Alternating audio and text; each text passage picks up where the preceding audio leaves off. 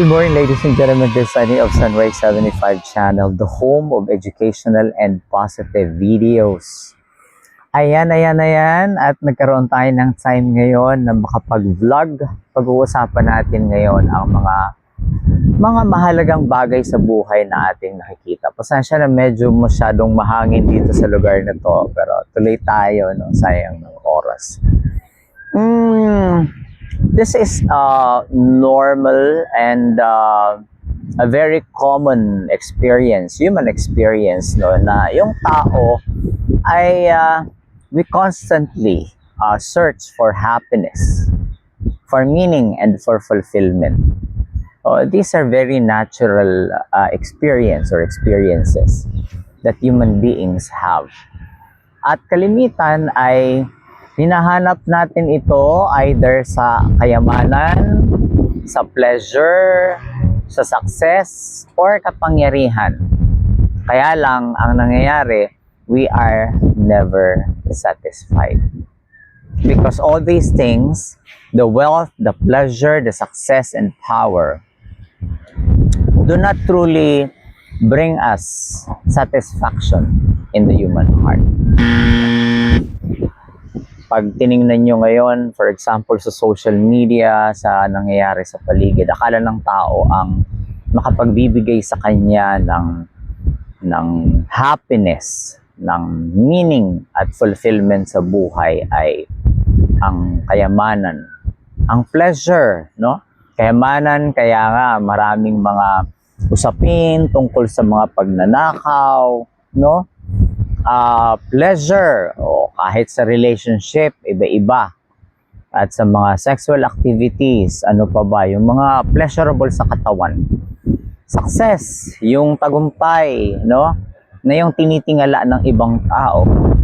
Of course, iba-iba yung ating measure or standard when it comes to success, depending on how we define it and what is or what are valuable for us.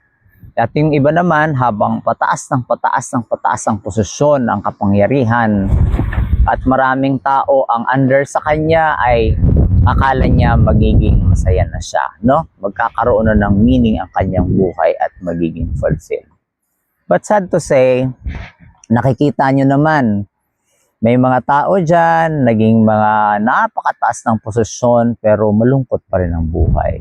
Napakayaman, pero nasa kulungan, malungkot ang buhay, nagkahiwa-hiwalay ang pamilya. May dati akala mo napaka-successful, pero ang lungkot pala ng buhay, no? Because truly these things will never satisfy us. And we're looking for something that we thought could satisfy our human heart. Pero hindi nangyayari. Let's reflect on this one. Baka may kulang sa atin. Naalala ko tuloy ang sinabi ni Saint Augustine, no? Of Hippo. Sabi niya, "You have made us for yourself, O Lord, and our heart is restless until it rests in you." Wow! Kaya pala, yung ating pakiramdam na gusto nating maging masaya, gusto nating magkaroon ng meaning ang buhay, gusto nating maging fulfilled, lagi nating nararamdaman. At hinahanap natin ito sa kung saan-saan, sa wealth, sa pleasure, sa success, or kapangyarihan. But we never found Him there. Because sabi nga ni Saint Augustine, our heart is restless until it rests in you. Saan ba nakafocus yung ating puso? Saan ba nagpapahinga ang ating puso? Namamahinga ba ito kapag tayo'y mayaman? Kapag nagawa natin yung mga pleasurable na bagay sa buhay? Kapag tayo naging successful? Kapag tayo naging powerful? Wala na bang kulang sa ating buhay? Or kahit nandito na ang mga bagay na ito, marami pa rin ang kulang sa buhay. Sabi nga dito sa aking binabasa, true peace and fulfillment can only be found in God.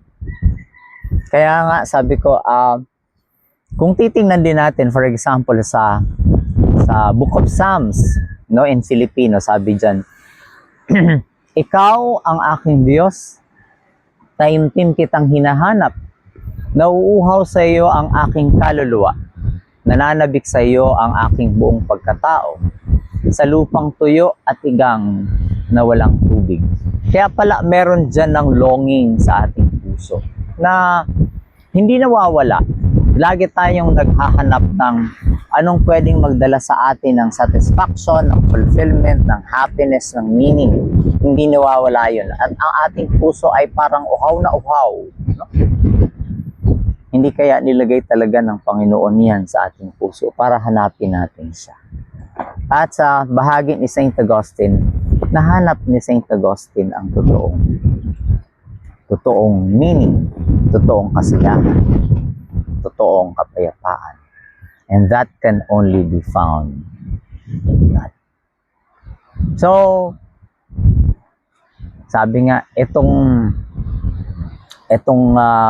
binanggit ni St. Augustine ay nire-remind tayo na ang totoong makakapagbigay sa atin ng fulfillment ay kapag meaning, fulfillment, satisfaction, ay kapag nahanap natin ang Panginoon at meron tayo niyan sa ating buhay.